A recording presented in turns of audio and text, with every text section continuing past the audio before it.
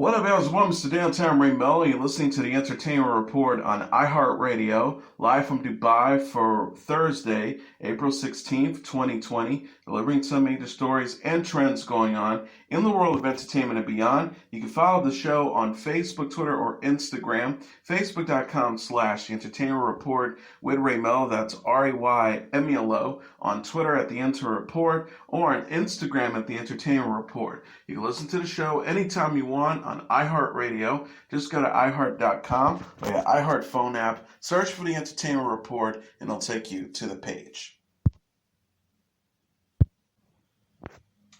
Organizers of France's Cannes Film Festival said the prestigious event probably won't go on this year in its original form.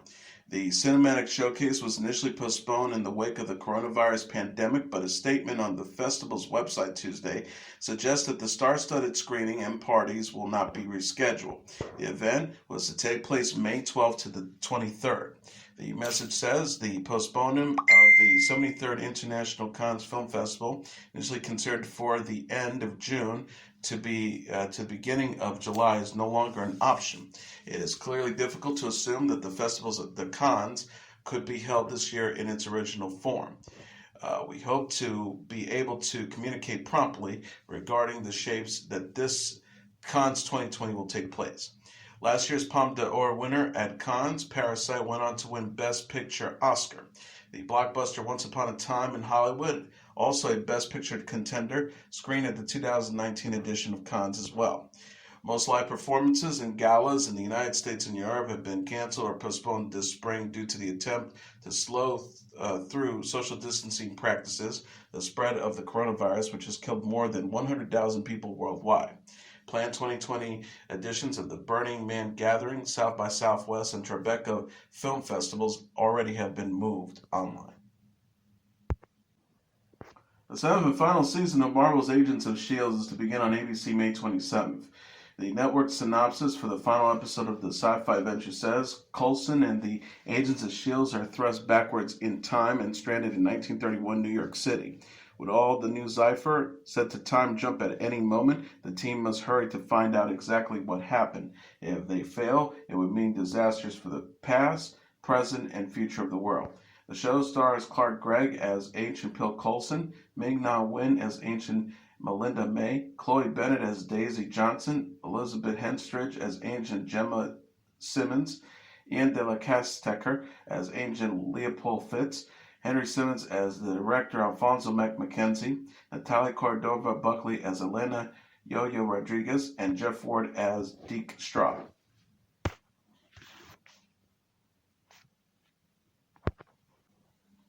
Movie star Tom Hardy once again will be seen reading children's bedtime stories on the British television later this month. The CB's grown-up Twitter feed says, you asked, he stepped up, Tom Hardy's back, new bedtime stories every night from the 27th of April to May 1st, the CB's grown-up Twitter feed said Wednesday. The actor first read the picture book You Must Bring a Hand on the BBC in 2016. He has since returned to narrate other kids' tales several times since then. Other celebrities who appear on the CB's bedtime story include Amelia Fox, Richard Armitage, Orlando Bloom, Chris Evans, Damian Lewis, David Tennant, Tim Peake, Nadia Hussain, Warwick Davis, Derek Jacobi, Maxine Peake, James McAvoy, and David Hasselhoff. Hardy has two sons, ages 1 and 4, with his wife, actress Charlotte Riley. The couple co-starred in the 2009 ITV adaptation of Wuthering Heights. Hardy also has a 12-year-old son from a previous relationship. The fantasy drama God Friended Me is wrapping up its 2-season run on CBS with 2-hour finale on April 26. CBS and Warner Bros. Television said in a joint statement, we're extremely proud of the unique concept and uplifting stories God Friended Me has told over the past 2 seasons. We thank the brilliant cast, writers, production team, and crew for a show that stirred thoughtful conversations about faith, life, and happiness and made viewers feel good at the end of each episode. The creative team behind the show has one last friend suggestion in mind, as well as an ending. We hope to bring a satisfying conclusion to Miles' journey in search of the gold account. The show stars Brandon Michael Hall as Miles, an atheistic podcaster who receives mysterious messages from the Facebook account of God telling him how he can help specific people. The series ensemble also includes Erica Gimple, Joe Morton, Javicia Leslie, Suja Shrama, and Violet Bean.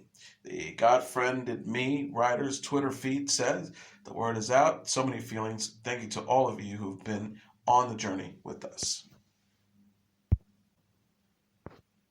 Good Morning America anchor George Stephanopoulos and his wife, actress Ali Wentworth, appeared on Jimmy Kimmel Live to discuss how they have been dealing with the COVID-19. Stephanopoulos and Wentworth have both tested positive for the virus. Wentworth suffered from symptoms such as high fever and body aches, while Stephanopoulos has been symptom-free. Stephanopoulos said on Tuesday, "I'm feeling fine. This is kind of a weird one. You know, Ali has a pretty tough case. She was in bed for a couple of weeks, but I've never had a fever, never had a cough, never had shortness of breath." Wentworth said that her husband was helpful when she was sick. Wentworth said about Stephanopoulos, "He didn't have to bathe me or anything, but he brought me food, chicken soup, and lemonade. He was actually a rock star." Wentworth mentioned that she was confined to her bedroom for 16 days and spent some time binge-watching Mad Men. She said about the Mad Men star, "In my delirium, I actually believe I was married to John Hamm." Wentworth also offered anyone watching to message her on Instagram if they have COVID-19 and have questions about her recovery. Bob Odenkirk has signed a first-look deal with Sony Picture Televisions and has launched a new production company, Calgold Pictures. Sony Pictures Television is behind AMC's Breaking Bad and its spin-off Better Call Saul, where Odenkirk stars as Saul Goldman. Calgold Pictures' mission statement is to develop captivating stories filled with dynamic characters and social relevance. The studio wants to work in drama, sketch comedy, and more. Odenkirk previously co-created Mr. Show with Bob and David and wrote for Saturday Night Live, The Ben Stiller Show, and Late Night with Conan O'Brien. The actor had also penned the films Melvin Goes to Dinner, Let's Go to Prison, and The Brothers Solomon. Ian Freeman is joining Odenkirk at the Calgold Pictures as head of television. Freeman was previously the vice president of talent and development at Comedy Central. Odenkirk said in a statement, "I started in this grand charade called show business as a writer. It's my default mode, so whenever I'm not on screen, you will find me in development hell. It's wonderful to finally have partners as good nature and experience as Sonny and Ian to share hell with." Better Call Saul's season 5 finale will air on AMC Monday at 9 p.m. Eastern Standard Time. The series was renewed in January for a 6th and final season. Netflix will release an Unbreakable Kimmy Schmidt interactive special in May. The streaming service announced Wednesday on Twitter that Unbreakable Kimmy Schmidt, Kimmy vs. the Reverend, will premiere May 12th. The special will feature returning stars Ellie Kempler, Titus Burgess, Jane Krasowski, Carol Kane, and John Hamm. Harry Potter actor Daniel Radcliffe will play the new character, Prince Frederick Windsor, a British royal 12th in line for the throne. Netflix shared a teaser that shows Kimmy, played by Kempler, interacting with Frederick, played by Radcliffe, and facing off with an imprisoned Reverend Wayne, played by Hamm. The interactive special will let viewers choose the outcome of the characters' storylines. The story centers on Kimmy's quest to find and take down the Reverend, who held her captive in a bunker for 15 years. Kempler said in an interview with Entertainment Weekly, "Kimmy always wants to right a wrong, and this is her final act in doing that. From the start, she was always trying to overcome what she had been through, but now she's lashing out. She's angry not only at him, but in the way many women in the Me Too era have been for a long time. It felt super cathartic." Radcliffe described Frederick, Kimmy's new love interest, as a sheltered but very good-natured person.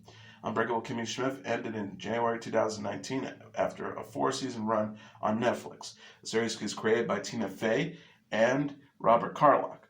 Netflix released Black Mirror Bandersnatch, its first interactive movie, in 2018. A new documentary series on the making of The Mandalorian will arrive on Disney Plus on May 4th, also known as May the 4th or Star Wars Day. The series titled Disney Gallery The Mandalorian will feature exclusive producer Jon Favreau and other members of the cast and crew exploring different aspects of the first live-action Star Wars series. Disney Gallery The Mandalorian will run for 8 episodes and also tackle the filmmaking process, the legacy of George Lucas's Star Wars, and the technology used on the show and more.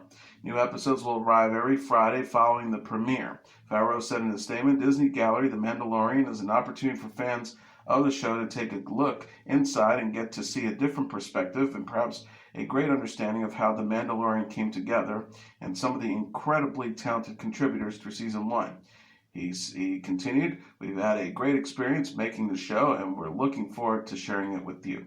The Mandalorian Season 1 premiered in November. Pedro Pascal, Gina Carano, Carl Weathers, Werner Herzog, Nick Nolte, and Taika Waititi star. Rosario Dawson recently joined the cast for Season 2.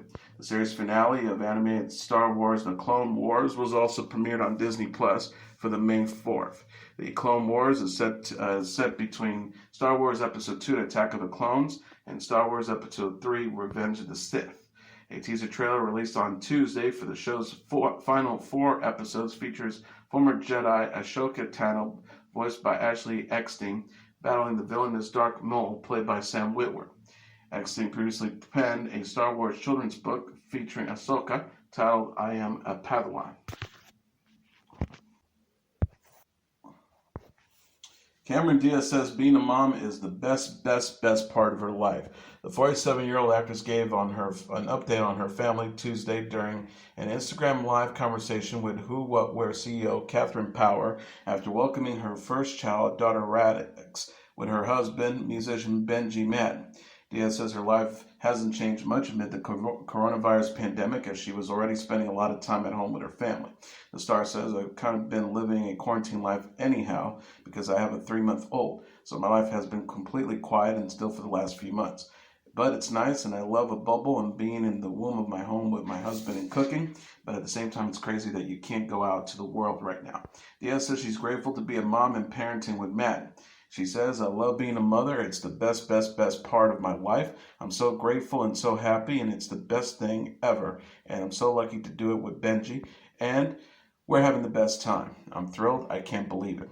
Diaz had nothing but praise for Madden, the guitarist for Good Charlotte, and the Madden brothers as a father. She says, he's such an amazing father. I'm so lucky he's my baby's father. He's incredible. Diaz and Madden married in January 2015 and welcomed Radix in December. The couple said at the time, we are so happy, blessed, and grateful to begin this new decade by announcing the birth of our daughter, Radix Madden. Demi Lovato says she's really happy for her ex-boyfriend, Wilmer Valderrama, who recently got engaged. The 27-year-old singer and actress discussed Valderrama's engagement to Amanda Pacheco in the May issue of Harper's Bazaar magazine. Lovato voiced her support for Valderrama, but said that they haven't kept in touch since they split in 2016 after nearly 6 years of dating. Lovato said, I'm really happy for him and I wish him nothing but the best, but we're not in each other's lives, haven't spoken in a long time. Lovato and Valderrama were 18 and 29 respectively when they started dating in 2010. Lovato says she's okay with not being in contact with Valderrama because their breakup gave her the opportunity to focus on herself. She says, I think I needed that because I needed to learn to be okay on my own. When you get into a relationship with somebody at that young age and then you spend 6 years with somebody, you don't really get to learn about yourself. Lovato said in 2016 that she was working on bettering herself following her split from Valderrama. She said, my life now consists of doing things that are going to better myself. Valderrama and Pacheco got engaged in January after several months of dating. Lovato is reportedly dating Max Emmerich, an actor known for playing Fenimore Baldwin on The Young and the Restless. David Guetta has announced plans to hold a live stream concert on Saturday that will help raise money for charities dealing with the COVID-19 pandemic. The concert titled United at Home will take place from Miami and begin airing across Guetta's social media channels starting at 6 p.m. Eastern Standard Time. Guetta will be raising money for the World Health Organization, Feeding South Florida, Feeding America, and the France-based foundation Hôpitaux de Paris. Guetta said on Twitter, my heart goes out to all those suffering from the global health pandemic, and I hope that this live stream event will bring people together and raising money for those in need. And finally, Thom Yorke of Radiohead announced on Wednesday that his solo Tomorrow's Modern Boxes tour will take place during the fall in the U.S. starting in September. The tour was originally scheduled to begin in March, but was postponed due to the COVID-19 pandemic. Tickets are still valid for the new tour dates. Most venues from the original tour schedule remain the same, except for the Fairfax, Virginia show, which will now take place at the Anthem in Washington, D.C. The Chicago show has also moved and will be taking place from the Auditorium Theater instead of the United Center. The concert schedule for Fairfax, Virginia has been canceled. York's last solo album, titled Anemia, was released in June. Tomorrow's Modern Boxes is the name of York's second solo album, which was released in 2014. Radiohead has started to perform live shows on YouTube amid the pandemic.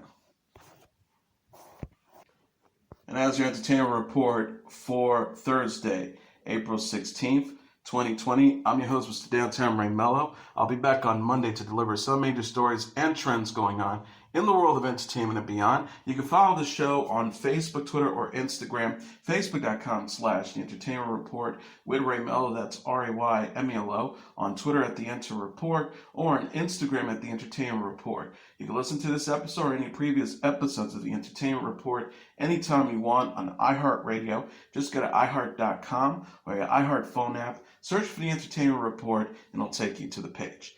Everyone have a great weekend, good night, and God bless you all.